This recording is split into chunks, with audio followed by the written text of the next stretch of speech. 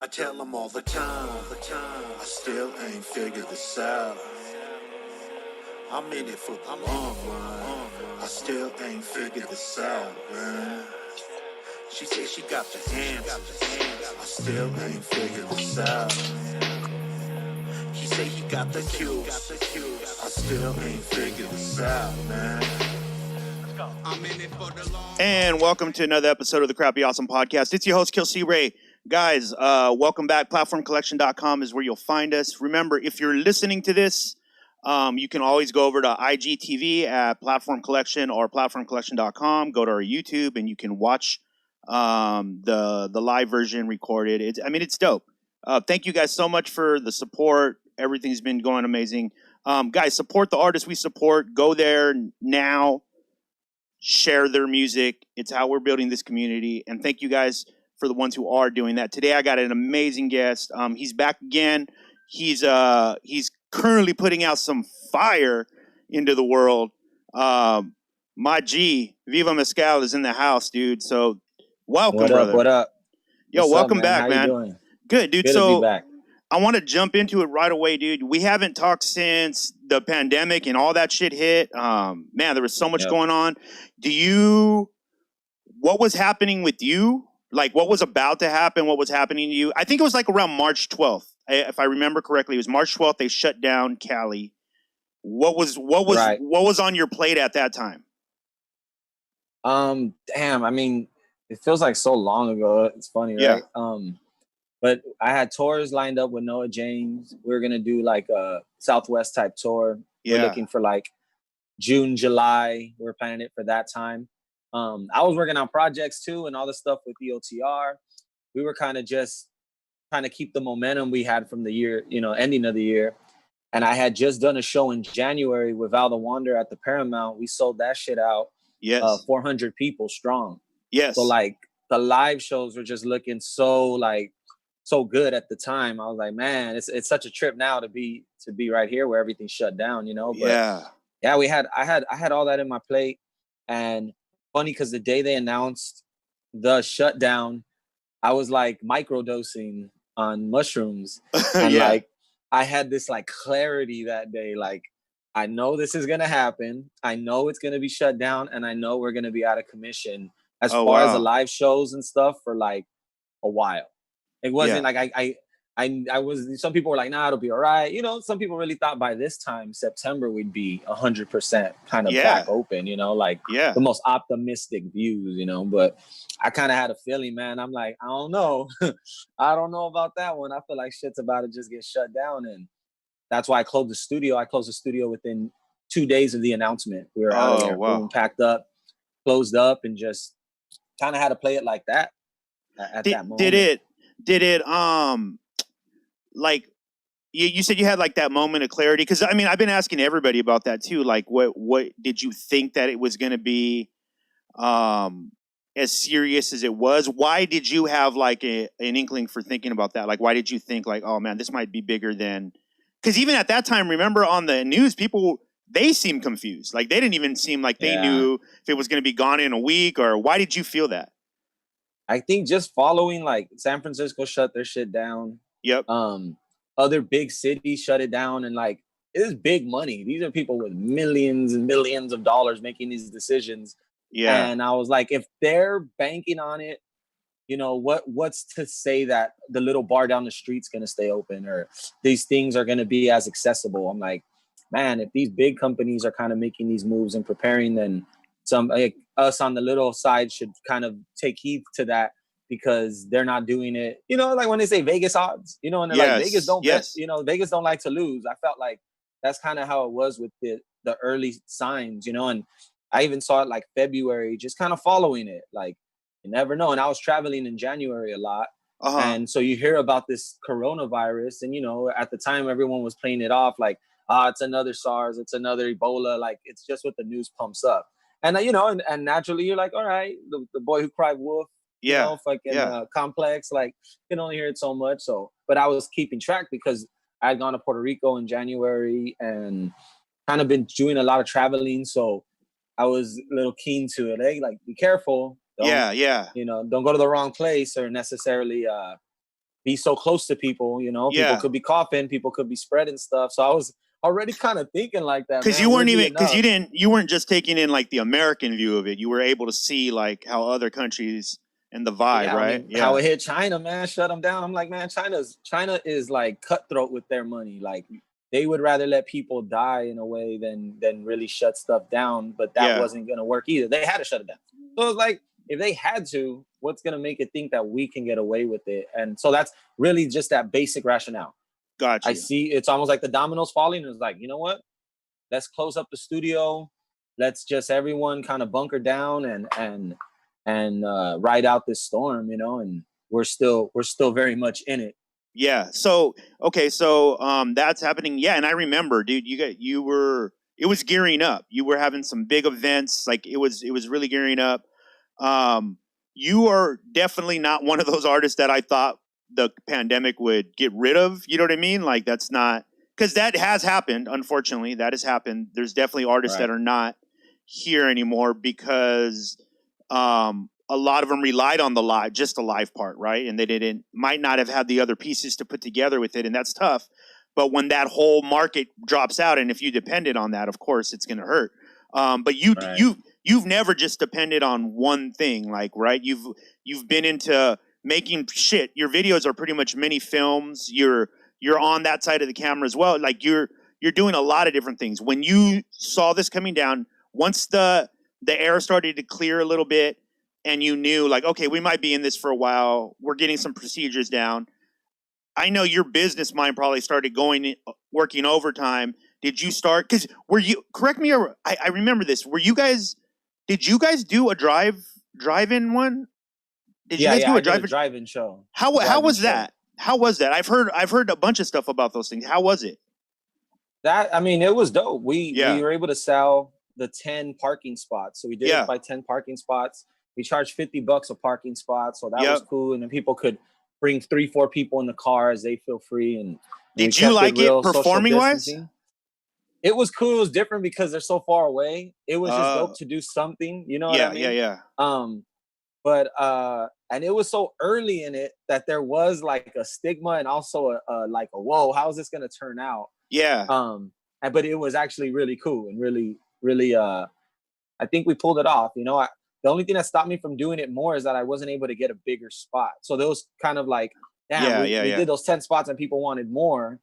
And so since then I've kind of been stuck on getting a bigger spot, but I moved away from the live or doing the drive-in stuff just because I'm like, I want to drop more content right now than actually do live because of that restriction. Like, got you. It's not as this. You just don't get that same experience. Yeah. So, unless did anybody like honk horns or anything like that? Like some people got out of their car a little and like danced and everything, but and bought merch and stuff.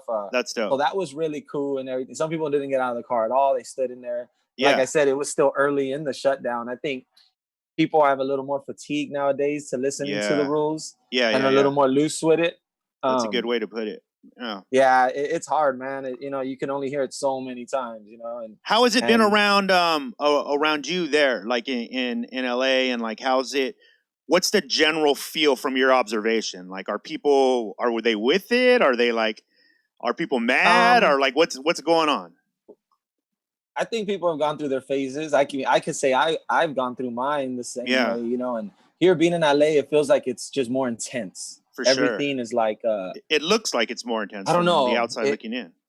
Yeah, like the media and the way people view themselves, it's like we are the story here a lot of times. And I think people buy into it a lot of times where they feel like it's worse than it is. And I'm like, bro, it's not that bad, but we've seen all the phases from everyone buying out the market and the toilet paper thing to the the germ thing to now people not wanting to wear masks. And it's just like, I have to give overall the community, a big ups. Cause I think we've all kind of here in LA and here in East LA, especially, like people have held it together and it makes me optimistic. Like we got each other, it may get a little hectic. We may step on each other a little, but we're going to help each other out and everything. It's been cool. It's been all right. Yeah, it's interesting, man. I've shared this with like a few of my friends that I've had on the show. It seems like my observation now that we're 4-5 months into it, people like yourself, people who kind of yearn for the creative all the time, right? Like they're constantly creating something or they're constantly thinking about creative shit. They've done pretty okay. You know what I mean? Like it seems like a lot of them are just appreciative of having more time and like they've been doing okay. And then man. My friends who are super, super social though, they've hit a wall. You know what I mean? Like they're like, I need to see anything. I'll do anything. You know what I mean? Like, and it's been interesting to watch that like dichotomy of the two different ways that people are approaching it. Like it seems like if you had a passion before this, it's giving you more time to tend to that passion. Is that true for you too? Do you feel like you've gone overtime on like the creative part? Yeah. I think I hit a little wall. I think naturally, like in that March and April area of shutdown. Yeah. As far as just being able to just freely create because of the routine and everything getting thrown off, you know? Yeah. But just from like a personal standpoint, to have more time with family, with yourself. And I know a lot of artists, even the more successful ones, you know, you feel like you're on a hamster wheel a lot. Yeah. You're just running and running these last few years, you know? And I know we've whispered to ourselves before, like, man, if I could just get a break, if I could just get some time, if I could just get these moments and and I think we've gotten that. We were forced to get that. And we wouldn't have given it to ourselves. We wouldn't have given it to ourselves, you know? So I think that in itself has been a blessing to myself as a creative, to have that peace and to kind of wake up again and want to make new stuff and shit. Once I got that feeling back, it was just like blam, blam, blam, because I'm able to put my stuff together and put these ideas together rather quickly or just well put together without, you know, having to take so much time because of just my own experience. And the shutdown and everything else gave me enough time and I guess some opportunity to actually expand instead. Once we closed down, we opened up a new spot recently a couple months ago. So now it's like, man, we got a spot 6 times, 7 times bigger than the spot we're at before. And we're damn near almost paying the same shit we were from the last spot. Awesome. And so things fell into place where like, all right, now we can produce higher quality stuff at a higher rate. And it's a good time because people are starved for it, you know? And personally, we are too. I missed putting stuff out. I hadn't really put anything out. And then now me and Mudge are kind of like, all right, we got these videos lined up.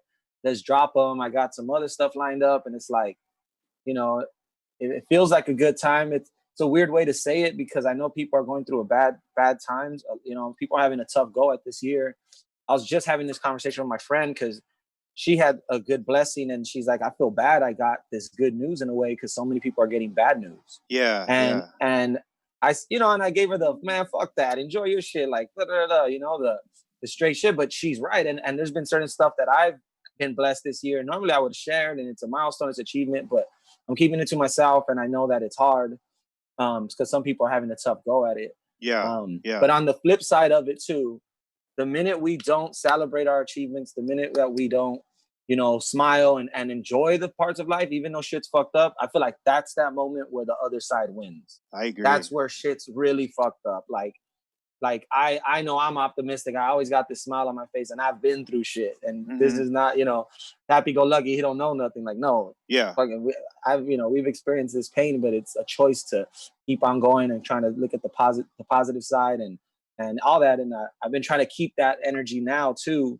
and live by those words because there's a lot of good things going on right now too, you know? Unfortunately, shit is there's a lot of bad things, but we gotta still look at the positive side of it.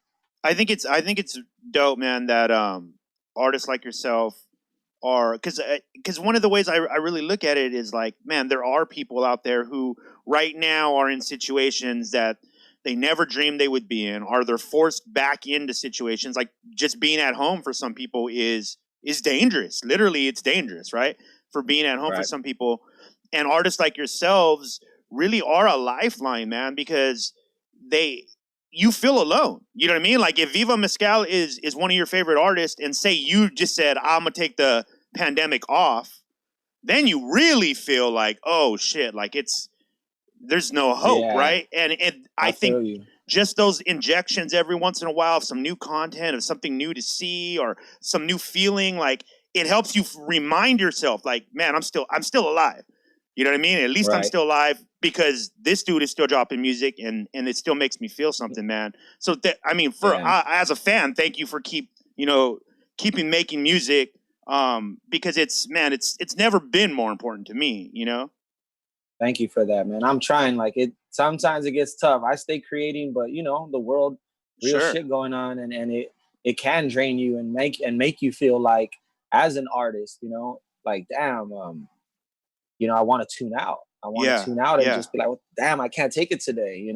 Especially a lot of this social media, the platforms we're using. Yes. It's like you go on there to share your music, you go on there to sit, and you can't be on there 5 minutes without seeing some shit or being involved in now some type of heated discussion. It's the way of the world. But sometimes as an artist, you also have to measure it and say, okay, for my own well-being, as much as I want to give and as much as I want to, am I good right now to go and put out this song and to go and make this art? You know what I mean? And I think for some artists, that's probably harder than anything right now. You know what? It's just to get that energy and oomph. You know what I mean? Like the self-motivation, like that to build it. It's weird. I was talking to Noah a couple days ago, and we were talking about how the idea that like creativity could fall off, like, you know what I mean? Like if you don't take care of it. I mean, that, right? Like it's, you do. I mean, that's what you're talking about. Like there's times where you have to like force yourself into a position to try to get open. You know what I mean? Like just to be open for that grace or whatever it is that comes into you and then comes out of you. You know what I mean? Like, cause that's what you do. It's hard when the world, like when you don't have a lot of the world to look at, you know what I mean? Like you're just seeing the same repeating thing over and over. Where on the daily, like before you'd see, I mean, your job was to take in the world, right? And so you would take in the world, translate it, and then make it. Dude, I said this the other day. You're an artist like this too. I think that I look at artists like yourself, like you're like astronauts. You know what I mean? For people who can't go to those places, right? Like you need to go to the moon and tell us what it's like, and then make us see it in our head. And if we don't have that piece, then you do feel low. You feel like, damn, like I don't know what's going on. We depend on artists. Dude, you know what's been my obsession lately, dude, is studying the Renaissance. Like I really got put on to like the story of the Renaissance and how the Renaissance grew out of the plague, and like how right now there's the artists that are going to push our culture forward have not stopped creating, right? In fact, they almost feel like a duty right now to like, man, I need to put more shit out. I need to talk to people. I need to make connections. And that in the Renaissance, when that happened, was what we got modern art from. You know what I mean? Like we literally, because people were willing to push the borders of like their limitations, and the audience was more willing to listen because they felt alone. So they're like, man, dude, I said this, on your live, on live Instagram, how it comes around the top. Bro, I've never gone deeper on that ever in my life. I usually would just hit the top 4, like those are usually your homies, your top 4. Now I'm going 20 deep, bro, just to see like, hey, what's going on? Is there, Right. Yeah. Interesting. It's crazy, man. It's true. It's true though. Dude, and talk imagine about without this level of connection we would have, how much more alone we would feel. Oh man, just sitting in our room right now, like 100 years ago, like fuck, man, or even further in the past, like you just had to kind of be able to deal with yourself. I think that's this time right now, apart from other people, has made people kind of have to face a lot of that. Yeah, dude. That's one of the things that happened in the Renaissance was they credit like some of the biggest artists and the people who push things forward, Michelangelo, a lot of people, like they credit them getting time to do like internal work. Like they started to ask the bigger questions because they had time to address them, instead of just selling art to live. Like they started to have these ideas, and then they built off of that. That's kind of how it is. It's crazy, now, right? real, yeah, dude, it's happening. I mean, and fucking artists were the first time to get stimulus and unemployment and shit like that this time. And I know that helped a lot of, you know, entrepreneurs and people like myself. Like, all right, bills are covered. We could just focus on this, you know? Yes. And that's with me. That's with Muds. That's with Hollow. That's with Max. I'm just like, oh shit. Like everyone got 24 hours in their day. I mean, they got other shit to do, obviously, but you know, just a lot more time to apply to what you want, you know, and it really just becomes about a choice after that. Like, you ain't really got no other excuse. Like, I'm excited, all man. the time. Yeah, I think that is something that is going to come out of this. Because I mean, dude, like the artists are the healers, and I feel like I'm psyched to see, you know, artists like yourself be able to get that. Because, dude, here's what happened. I mean, this is what happened, and this has never happened in our lifetime, right? At least for us, maybe our parents during wars and stuff, but the world stopped, right? Like the world stopped and is kind of waiting. Like the world is literally just waiting. Like, what do we do next? And if the artist can take the lead on that, that can only lead to a better world. It can only lead to a better world. You know what I mean? Like those are things that that I feel like, you know, could have never happened in any other situation, right? It's all those kind of things always. We couldn't have imagined it. One year ago, you could have never even. No way. Even the simplest shit, like we'd be like, nah, for real. And like, I'm telling you, that hamster wheel effect. All of us as artists, especially like in LA and such a media city, and it's like so driven by that. And look, like none of that really affects who's the biggest right now or the smallest art. It does not matter. It doesn't matter right now. Who you're talking to and how they're connecting to you, you know, that's all people care about right now. And that is a pretty amazing thing, for better, for worse, you know, for better, for worse. Dude, talk to me about Barrio Science, like the kind of the idea behind that. That's a dope ass fucking name for it as well. Talk to me about how like those ideas started to come and how they came to fruition. Well, with that track, like specifically, a few things kind of put me in the spot where I was kind of feeling like I had to make a record with all instrumentation and all the artists in the room with me. Yes. Just because creatively I had felt like I hit like this wall or this roof, like of getting beats from producers and like, hey bro, I got this dope beat. Cool, let me write to it.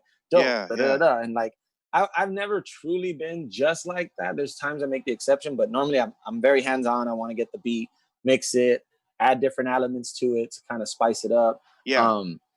But this time I was like, all right, I really want to get the artist in the room. And so I started doing these jam sessions with the homie Calisthenics from Glass Bottom Boat. He's out in the OC, and he started coming down to the ODOTR studio, and we just started jamming out. I had different artists come through different weeks, and, you know, different bass players, different, string players, and again, fools on the MPC, and trying to add these elements to really just try to make an original sound, you know, something that just doesn't sound like anything else, but still has this mezcal flavor, you know? Yeah. I've really gotten pretty good at sounding like myself these past years as an artist. Absolutely. Yeah. And it feels good, you know, because you look for it for so long, like, especially when you're young and you're just starting out and you feel like, damn, like, kind of sound like everything, your big influences, and then you're trying to do this and finally I feel like I hit this good pocket where, all right, I know that sound I'm trying to bring in these elements. So being able to tell the artists that, the other artists and the musicians that, and give them that energy, and then seeing what they create, I was like, oh fuck, you know, wow. I couldn't have imagined what it'll be, but I just knew like we're gonna get something out of this. We're gonna get something out of this, and yeah, that we got a few tracks actually. We jammed for a good three or four sessions before the pandemic hit, so it all like lines up to we're doing this on the weekly, and then we took like a 1 week break, and then the next week the pandemic shut down. Oh like, shit. It was literally the last song I got to make and record at the old DOTR studio is Viva Science. Wow. And it's all one take track. Like I wrote my bars after, but the hook was written on the spot and created on the spot, and the entire composition and instruments that you're hearing, it's 1 4-minute jam session. Wow. It's no loop. It's not one punch in, not one take. Like, it's all 4 musicians, and we somehow just jammed this out, and fucking we made this crazy ass song. You know, it's a trip, man. And you did you feels good. I know you like to you're real hands on with like the engineering and stuff. Did you engineer it and all that too? Yeah, I did all the engineering Dude, on that record. it sounds amazing, dude. I Oh, love thank hearing you, it. bro. I love hearing it in my headphones. You can really like, man, it sounds really, really dope, dude. And that's amazing too. If you got that on one fucking take, like how the fuck did Yeah, that it's a happen? trip, bro. That's It's so just a that's trip. really some magic right there. That's like recorded magic. We got it. We got lightning in a bottle, you know, and Yeah. it was for like the 5th session, or we just did a bunch of sessions, and we would have 2-hour jam sessions. I'd be freestyling and and that was just one of them. We jammed it. I was rapping, and we just went on. And then when we played it back, we were like, "Whoa, did you fucking hear that one? Like, let's go back to that one." You know? Oh shit. That's when I ended up writing the bars around it, and I didn't see any of the artists again because of the shutdown. Yeah. And then I had sent them the record, and they were like, "What the fuck? When did we do this one?" You know? And wow. It was such a trip, man. It was yeah, the video is man. beautiful too, by the way. If you guys are listening to this, go to platformcollection.com. It's right there on the front page. Dude, the video is amazing. I love like the path you've taken on the videos as well. I feel like one of the things that you've been able to do is elevate visuals by simply reaching for higher visuals. You know what I mean? Like the visuals in the community have gone up because you're reaching for higher visuals. And I think that's always super dope when you can see the connections. Like I can see it in the community. I can see people going like, oh shit, okay, yeah, it's time to level the fuck up. You know what I mean? Like, yeah. How much of the ideas in the videos do you come up with? How much is that like part of like what's in your head when the video comes out? I mean, shit. Sometimes I'll do it all. Yeah. And other times, you know, I'll hit up the homie Moses. So Moses Israel has been one of the biggest blessings of my life the last year and a half. Yeah. He's single-handedly, him and Muds, you know, and I was already working with Muds. And then Moses came into the picture, and now they're like combining forces, which is like getting crazy. Like, oh fuck, this is like, that's how Audio Science kind of was. And as we move forward, but yeah, once I met Moses, we did Mi Vida Nueva, we did All Facts, and then we did Rather Get High, where we had the mariachis and stuff. Yeah, you remember that was video? super dope. Anyone listening, look it up on YouTube. It's called Rather Get High. We got mariachis. We hired them at Mariachi Plaza. We wore zoot suits, and we went all out, classic cars, and we really put on for the Chicano culture that gets borrowed a lot in hip hop. You know, sleeve tattoos and lowriders and certain looks. You know, people in hip hop have borrowed it for years, fucking 20, 30 years, and it all comes right here from where I grew up. Like down the block is where it was created. So I feel a certain sense of responsibility and, you know, pride in it. A real pride of like, man, I wanted to show that. But yeah, man, Moses has been a big blessing. Not only has he helped me with these ideas, like the Zoot Suit thing was him. And some of these ideas are just like, he comes to me with them like, bro, I want to throw you in a Zoot Suit. We're going to have you with this. And, you know, he drops so many gems on me, man. He's been my, my video sensei. So he's taught me the language back when I met him in like early 2019. So the last year and a half plus, I've gotten to now take some of the knowledge he's given me and apply it with what me and Muds do. So there's stuff independently away from Moses that he's influencing just by him from what he taught me. Me and Muds have just soaked up the game, you know. And you know, in the language, how these visual guys speak, bro. I'm an MC, so I use everything with words, and these dudes are directors and visual artists, so everything's visual, and bridging that gap finally after like a decade plus of trying to like say my videos, like this is what I want, this is sa. And then I met Moses, and he gave me the language, and he's like, nah, this is what you need to get these visions. So I started coming with those building blocks now to directors and to Muds and even back to Moses. And it's just like, it makes the process just streamline, you know? And even like for Kiddo's newest visual for beautiful. What is it? Beautiful video, by the way. Head Up in the Clouds. Never Coming Down. So that one, me and her cooked up the entire treatment before the video was shot. I sat there and me and her did this fucking thing, and I knew all the steps she had to take for it to get through based off of what Moses taught me. Gave it to Kiddo. She took that blueprint. I never saw the video until it was done. Her and Muds took months to film it, like days of getting this shit away, right? Like lining stuff up. Like, this shot has to be this day. Maybe wait a few weeks. This shot is going to be this day, but they stuck to the script. And it was so crazy to see in real life the video play out, the final product, from my point of view, after not seeing it for 6 months from just paper. Oh, wow. And it was literally almost fucking down to the T what me and Kiddo had put on the paper for the treatment. Wow, that's super the bonfire dope. To the girls putting on the makeup, to the photo album, to the boxing. Like, it was all shit we had. All right, we want to make you look strong. And then, you know, I was telling her, like, you're a fierce Chicana, like, strong woman empowerment. How about we have you boxing? And she's like, actually, my grandpa used to teach me how to box. All right, we got to put that in. And this is just stuff Moses had taught me, because before that, we were always just thinking of dope ideas, but not really knowing how to execute them. You know? Right. Moses Israel, that motherfucker is amazing, man.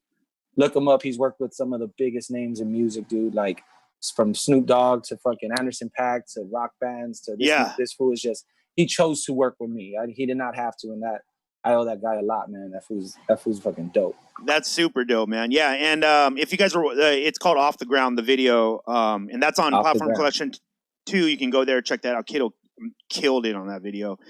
Dude, talk about the song with Speaks. Yeah, Loud Spaces, man. Loud Spaces. Dope t-shirts, by the way, too. That's a fucking... Speaks is, for people who don't know, Speaks is an underground legend. This dude has been killing it on the scene for a long time. Cross-border legend, actually. He's lived in TJ and was killing it down there, too. So, like, dual citizen MC. Yeah, talk about that. How did that come together? Just kind of real, recognize real. I've known about Homie for years. Yeah. I've seen him on flyers back when I was barely getting my start, you know, the early 2010s and shit. So I already knew about Homie, and then I seen his sway 5 Fingers of Death, and I don't know if y'all gotta look that up on YouTube. Yes. He murders it on Sway. And I was just like, God damn.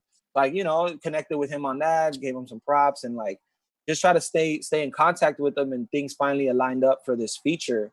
Because he was out in LA, we're supposed to link, didn't happen, but we kept the good rapport. And I had this track, and even as I was making it, I could hear him on it. And I was like, yep, I'm gonna hit him up for this one.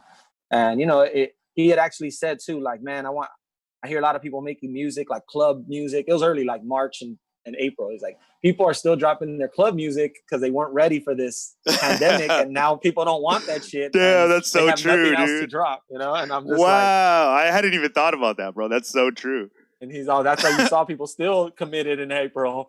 Yeah, still turning up. People just like, they were like, no, I hear that shit, man. Like, give us some real shit. Yeah. You know? There's nowhere to even go play that shit. We can't even play it anywhere. Exactly, man. So I wrote that track back in like April, May, like early in it, and I reached out to him, and we had it set up. But honestly, with everything, when George Floyd was murdered by the cops, it changed that changed the trajectory of everything again. Yes. So first the pandemic, and then for music, especially for Sally music and stuff, that changed the trajectory again, because now people want to hear where your stance is on these issues and their attention, and rightfully so. You know, me personally, I was filming Vario Sign's music video. I had just dropped the track. Literally, George Floyd was murdered, and then I put everything on the shelf for like another 2 months. Yeah. Just because I was like, just out of respect, give people the time and attention that they want to put towards these things, and not be like, look what I'm doing right now. Like, no, I think everyone needs time to pay attention to this, you know. And so we put on the back burner for a bit, and now we recently dropped that song, Loud Spaces, and it fits a little bit more of that. If you listen to it, now, does. With the backstory, it fits more in that early pandemic feel, like, what the fuck is going on, and just smoking and just kind of tripping out on the world, you know what I mean? Yeah, but man. It's a blessing to get Speaks on it, man. Honestly, that fool is dope, man. And you guys fucking barred out, as you guys do. It was just a dope. I think that's just a dope team up, man. Especially, I've been a fan of his for a minute, and then when I saw that he was on the track with you, I was like, I already started imagining, because I had just seen the Instagram, so I started imagining, damn, what the fuck is that going to sound like? And then I fucking heard it. I was like, damn, that shit is hard. Yeah, he got them effortless bars, man. He got them effortless ass bars. And you know me, that's kind of my rap style too. I don't really try to do too much, you know, and like it's just clever, effortless type flow. And we both fit on that track. Wow. Big shout out to DJ Drastic on the production and my homie Isaac from Mariachis Los Compadres for the trumpet. He played that trumpet live right here in my room. Oh, wow. That's not a sample. He came and played it right here. No. Oh, wow. Played the whole shit right here, man. That shit is hard. I thought it was a sample. Damn, that's fucking dope. I got video. I'm actually gonna post it. It's a cool video of him sitting right here in my room. And at the time, all my studio equipment's in here because I had to move out of the studio. Wow. So it's like packed in my room. It looks like a mess and shit. And I have my table with my girls' clothes, and you know, it's like living and studio. You know, it's so funny. Yeah. You got to put that out, dude. I'm gonna share it. Yeah, dude. It's a trip. What's the plan for, because here's the other thing, right? Like because of this, you're also, you know, like the leader of East of the River, you know, you're the person who's kind of at least helping manifest all this stuff for everybody as well. I mean, obviously they're hard workers and everybody's doing what they do, but we know you're the brain. There's a lot of the brains behind the moves, at least.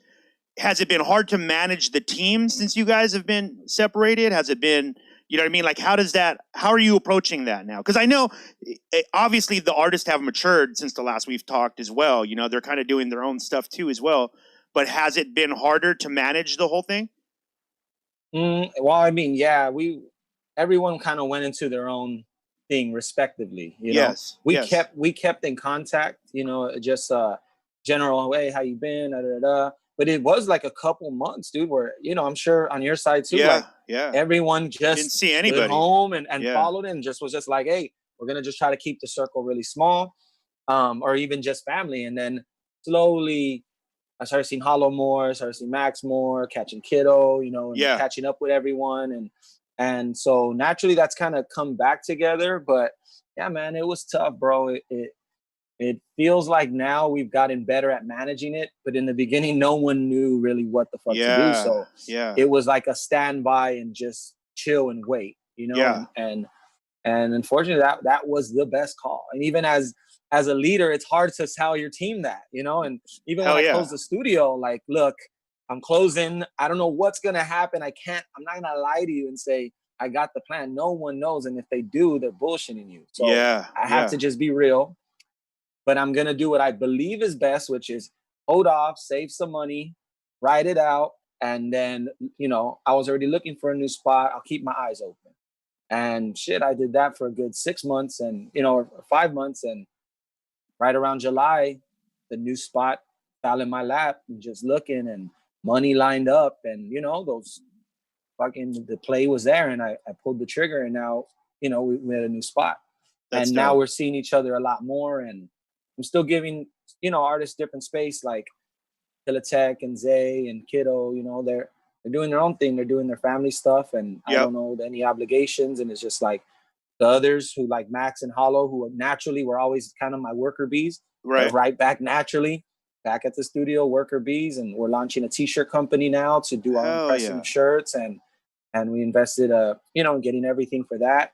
We invested in the podcast setup so we can, you know, offer the service plus also host our own stuff. So that's top-notch microphones and stuff like that, and got the backdrops and so we were like, all right, let's take the steps where we can, when we're ready to hit the gas, we can sustain it at a high volume and high quality. And you know, I'm gonna be the first one in the water, so that's why I've been like the first test run, like, all right, here it is, and kind of learning the marketing side too that I learned from throwing that show back in January.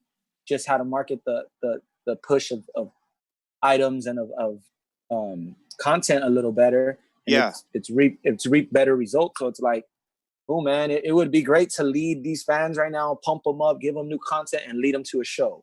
You know, that would be great. But since we can't do that, it's like just keep giving them great music and great stuff. And I believe the artists who can time it out right, you know, because if you had unloaded so much in March and April, it might be hard for you to be having stuff now, you know? You might even be feeling burned out by now, you know what I mean? So I feel like artists should take a break and should know, but also have it ready, because when it does start kicking back in, you can be on that cusp where the fans are ready for you. They're ready to go to your show. They're ready to buy the merch. They're ready to interact, like, on a more face-to-face mode when that has its chance to open up.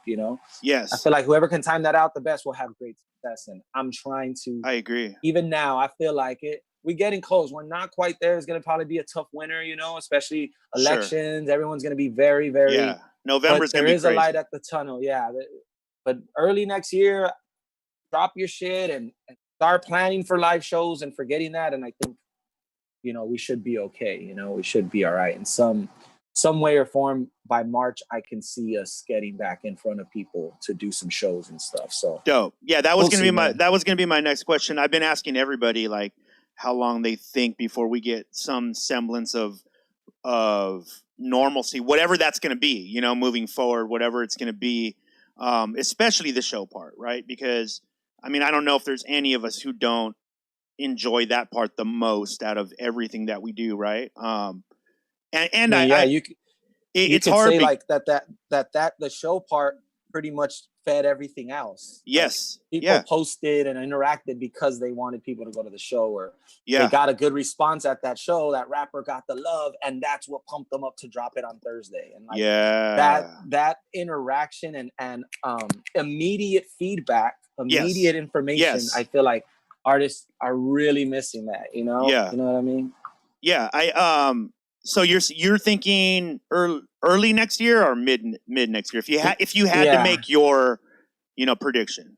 If I had to guess, I'm thinking mid like second quarter next year. Yeah. You should get like probably your first kind of shows starting to get popping again. Yeah. Because I see people throwing shows, but it's still tough. If you have to ask yourself, as a consumer, would you go out and do these things on a regular basis? It's still a no. Like, it's not Charlie. I still can't risk it to come back and give my grandma something or have it's like and I haven't seen anything I haven't seen anything from the show, and this is no disrespect to anybody throwing shows. I just haven't seen anything yet where I'm like, oh, that's the answer. Like most of the time I'm watching it, I'm like, that could be risky. I know for us, but we've been very vocal about this. Platform Collection is not going to get blamed for spreading COVID at something. We're just not going to do that. Right. Like we're not. Right. It's not worth it. We'd have to shut down, bro. After that, you know what I mean? Right. If we made news as like, oh yeah, that concert spread, community spread. Fuck no. We got way too much to lose to play with that. So the stuff that I have been seeing, man, I just hope that people are being safe there. I think we owe our audience that time to kind of wait and like make sure that people are going to be safe before we can even do that. I want to perform as much as anybody, but I'm not willing to have that on my conscience of like, damn, somebody got sick because we weren't on top of something yet. You know what I mean? Like, I just don't want to do it. Yeah, that's been my view from the start, man. Even with the drive-in show, like we were very safe and very careful, and we pulled it off, but it wasn't necessarily something I wanted to run right back into unless we could get way more space and way more, have certain bases covered. And since then I've been like, it's cool. Shows will be back.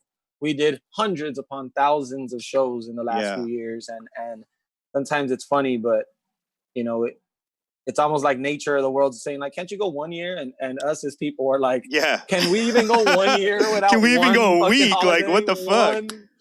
One season cancel, one thing. Like it's really hard for us, bro. It's really hard for this whole thing we call life to keep spinning and for us to keep playing along before we turn into apes and go lose our mind, fucking caveman and shit. Yeah, like, I feel you. So funny, man. It's a delicate thing, Yes, dude.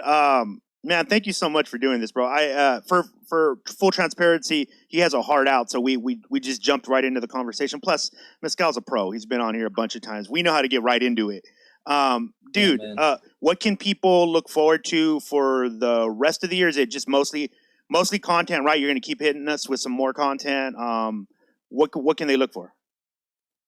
I'm going to just keep dropping new shit. I got videos lined up. And another project lined up. I don't want to say too much. It'll probably be a whole separate conversation. Cool. But I already have a new project lined up with a producer, one of my favorite producers in the scene. Nice. And I just feel blessed to have linked up with them at the right time. And I think me and him got something that's just gonna it's gonna really fuck shit up, man. Hell yeah. Hell yeah. And I'm not gonna wait Excited. too long. We're looking at like a December, January release. Oh wow, this year, like this year or early. Wow, it's okay. like 90% done. So oh shit. And then the project I dropped on Bandcamp, it's still rocking up there. It's called Tomorrow Paused, and it's a lot of music I created in the last few months, and including Audio Science and Loud Spaces and a couple other cuts that I'm gonna be dropping videos for, including a track called Mobbin' and a track called Busybody that I'm gonna drop before Halloween, the day before.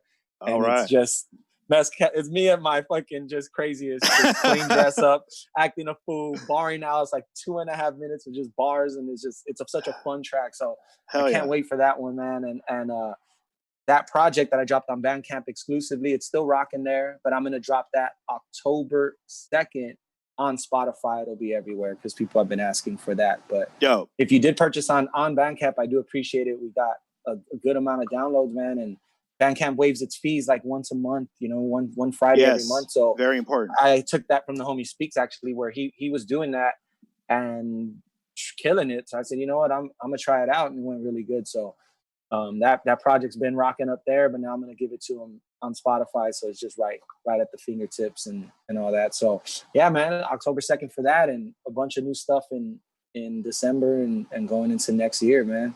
Dope, man. Guys, and if you're listening to this on anywhere podcasts are found, go to platformcollection.com. We'll put those links right under the video for this podcast, so you can just easily click it. Dude, thank you so much, man. Follow Viva Mescal at everything, right? Yep. Pretty Viva much. Mescal, everything. VivaMescal.com. Yep. On Twitter, on Instagram, on all that. So that's what's up, man. I want to get you through to. I know you guys just did the Tumex radio show takeover. And I want to get you through to his podcast as well, man. So we'll talk soon on that because I think that'd just be fucking dope as fuck to hear you guys talk. Awesome. All right, dude. We'll talk soon, man. Thank you again, dude. Chris. Guys, follow everything he's doing. Bro. Peace. Word up. Yeah, that's my boy Viva Mescal, man. What can I say, dude? One of the good ones. He's out there killing it. Keep following everything they do. East of the River, Viva Mescal, everything, man. It's going to be dope for the rest of the year. You already see what they're doing, man. The quality is very high. They are people who definitely push the scene.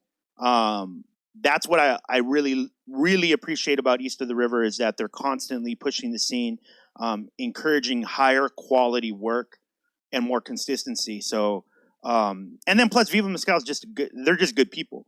You know what I mean? They're good people, have an amazing reputation in the scene as far as just being good people. So support that. That's what we need, right? We need people to support people like that so that we can make more people like that. Platformcollection.com, guys. Man, it's been a crazy week, dude. Eddie's got me booked for tons of stuff.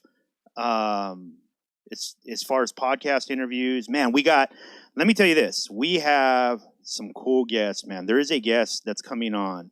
You guys know I'm a UFO guy, right? I fucking love the topic. We've talked about it a lot. And I'm super excited that we booked a gentleman who's going to be able to talk very in depth on the topic. That's coming up very soon, so stay tuned on that. We got a bunch of dope artists coming up. My homie Khalid's coming up soon with his new project. By the way, check that project. Drops. It's already dropped, but if you're listening to this, it's already dropped. Go to platformcollection.com. His SD State of Mind merch as well. Whoo, fire. Support the artist, man. Viva Mescal selling shirts too, by the way, for his latest song with Speaks. Go buy that too. Buy everybody's merch, man. I've decided this month that I'm going to go find all the dope gear. I want to get a piece from like all my friends. So I'm gonna just get I'm throwing away all my t-shirts and just buying brand new ones and I only want to wear my friends' shirts. So that's gonna be my New Year's resolution. By the end of January, I'm gonna have a full wardrobe of nothing but my friends' gear. Because why the fuck not, right? That's what we should be doing. We should be supporting each other like that. I'd rather buy clothes from people that I know than someone I don't know. You know, at least I know where it's coming from. At least I know how it's getting made. I know the heart that's behind it. So Try that. It's a good thing to shoot for, right? Shoot for that. Support your friends. Give them the flowers while they're still here. So let's see. Follow Bars Weekly. Follow Hip Hop Wins. Follow B-Side Show. Follow OG Husky Radio. All the homies doing things. Follow Brick to Your Face. That's the homies for sure.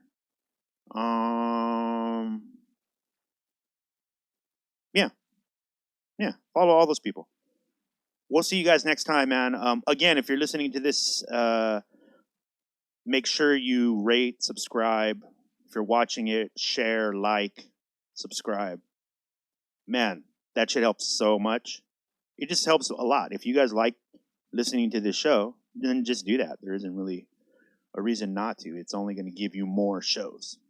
But like I said, Eddie has us booked till like November, December with tons of interviews. So we're going to be hitting you hard over the next few months. So we'll see you guys next time. Thank you for tuning in. Take care of yourselves and cover your fucking mouth, please.